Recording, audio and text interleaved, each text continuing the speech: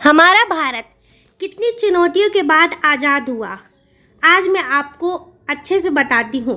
1857 में ब्रिटिश शासन का राज्य था। क्रूर और दमनकारी चेहरा ब्रिटिश शासन का। ब्रिटिश औपनिवेशिक साम्राज्य की अंतिम भारतीय कंपनी थी। वे देश के सिपाही थे। यहाँ पर ब्रिटिश शासन का सैनिक कह रहा है कि इस राइफल को लोड करने के लिए दांतों से छील दिया गया था, जो कि देखने में ही मांस लग रहा है। ये धार्मिक भावनाओं के विरुद्ध था और ये जानवरों के चर्बी से बनाया गया था। कारतूस हिंदू और मुस्लिम की भावनाओं को ठेस पहुंचाने वाला, क्योंकि कारतूसों में जानवरों की चर्बी लगी होने की संदेह थी। इस प्रथा में अंग्रेजों का विरोध करना 1857 के ऐतिहासिक विद्रोह के लिए मंगल पांडे को श्रेय दिया गया था। मंगल पांडे की शहादत एक चिंगारी थी और मंगल पांडे की मृत्यु 10 मई 1857 को हुई थी। उसके बाद भी ब्रिटिश वस्तुओं के बहिष्कार का आह्वान करने के लिए एक विशाल जनसमूह को संबोधित करते हुए यहाँ दिखाई दिए। भारत के लोग ब्रिटिश साम्राज्य के अंग्रेजी वस्तुओं और सामानों का बहिष्कार करते हुए नजर आए। भारत के लोग ये कभी नहीं चाहते थे कि अंग्रेज यहाँ पर अपना शासन चलाए, इसीलिए कपड़े वगैरह, उनकी वस्तुएं जो भी थी सब कुछ जला दिया गया। उसके बाद अखबार में ये भी हेडलाइन हुआ कि वंदे मातरम छपा।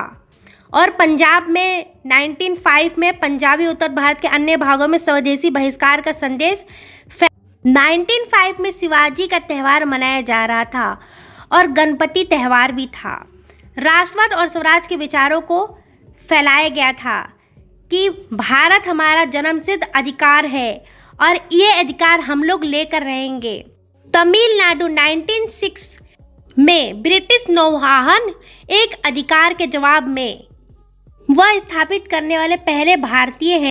जर्मनी 1907 में भारत की महिला झंडे को पकड़ते हुए कहती है, ये आज़ाद भारत का झंडा है, आप सभी लोग खड़े होकर इस झंडे को सलाम करें। भारत के संघर्ष की क्षितिज पर एक नई रोशनी जगी, जो कि गांधी जी थे, जो चंपारण में पहली बार आए थे। वहीं से भारत की आज़ादी का आंदोलन शुरू हो गया था। सत्याग्रह पहला आंदोलन, ब्रिटिश नील उत्पादकों के कारण पीड़ित किसानों को राहत पहुंचाना, ये सब गांधी जी की वजह से हुआ था। खेड़ा गुजरात में फसल बर्बाद होने और करों में वृद्धि के कारण संकट में फंसे किसानों को अपने स्थायी नेता बहुमूल्य वल्लभ भाई पटेल का समर्थन मिला था और गांधी जी इनके साथ थे। अमृतसर 1990 में बैसाखी में बहुत ही भयानक उस दिन कुछ हुआ था। वहाँ पे बहुत सारे लोग थे, वहाँ पर मेला था और लोग बहुत ज़्यादा खुश थे। मगर कुछ देश में ऐसा हुआ कि भारत हिल चुका था, देश के लोग हिल चुके थे। यहाँ पर ब्रिटिश शासन ने बहुत से लोगों को जान से मार दिया और कितने लोग तो कुएं में जाके मर गए, कितने लोग को गोली लग गई और वहाँ पर लोग बहुत सारे मर गए थे। गांधी जी इस बात से बहुत ज़्यादा नाराज थे। भारतीय स्वतंत्रता संग्राम में एक नई जागृति को चिन्हित करने के लिए गांधी जी ने अहिंसा गैर नियम आंदोलन का नेतृत्व किया। इसका उद्देश्य स्वराज प्राप्त करना और स्वशासन स्थापित करना था। आंदोलन ने जनता की कल्पना पर कब्जा कर लिया। मोतीलाल नेहरू, चित्तरंजन दास और अन्य कांग्रेस नेता ने सरकारी नौकरियों का त्याग किया। ब्रिटिश बहिष्कार की हर चीज़ों को भारतीय विकल्प से बदल दिया गया। भारत में कपड़ों की बुनाई होने लगी। 1922 में चोरा चोरी यूपी में जगह था, जहां पर आंदोलन अपने चरम पर था। प्रदर्शनकारियों और पुलिस के बीच हिंसक झड़प हुई। उसके बाद जिसमें 3 प्रदर्शनकारी और 22 पुलिसकर्मी मारे गए। हिंसा से आहत महात्मा गांधी ने गैर नियम आंदोलन का सहारा लिया। इसमें जनसंख्या का एक बड़ा हिस्सा विचलित हो गया था। यहाँ पर रंबा विद्रोह आंदोलन हुआ था और कितने लोग मारे गए थे। 1925 में ककोरी उत्तर प्रदेश में भारतीय धन की थैलियाँ सरकारी खजाने में पहुंचाई जा रही थी। हिंदुस्तान रिपब्लिकन एसोसिएशन के सदस्य जब विदेशी उत्पीड़न के खिलाफ देश भर में लड़ाई कर रहे थे।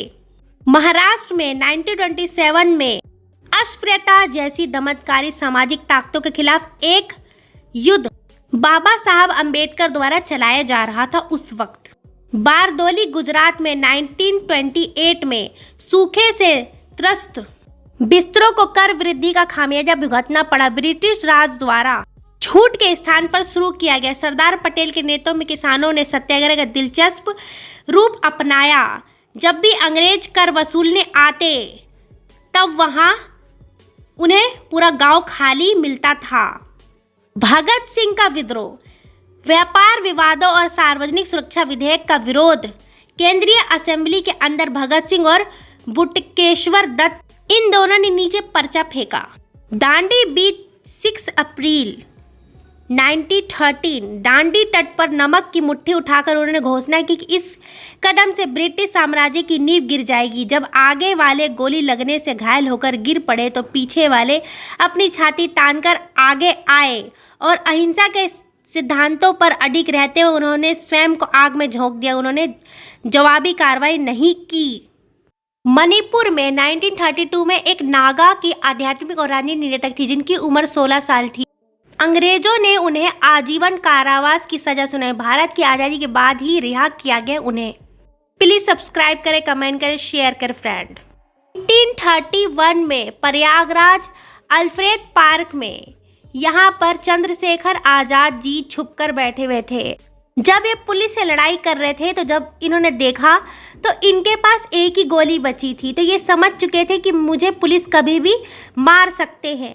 तो इन्होंने सोचा कि मैं जिया हूँ शान से और मरूंगा भी शान से, और मेरे को कोई नहीं मार सकता, मैं अपनी जान खुद ही ले लूँगा।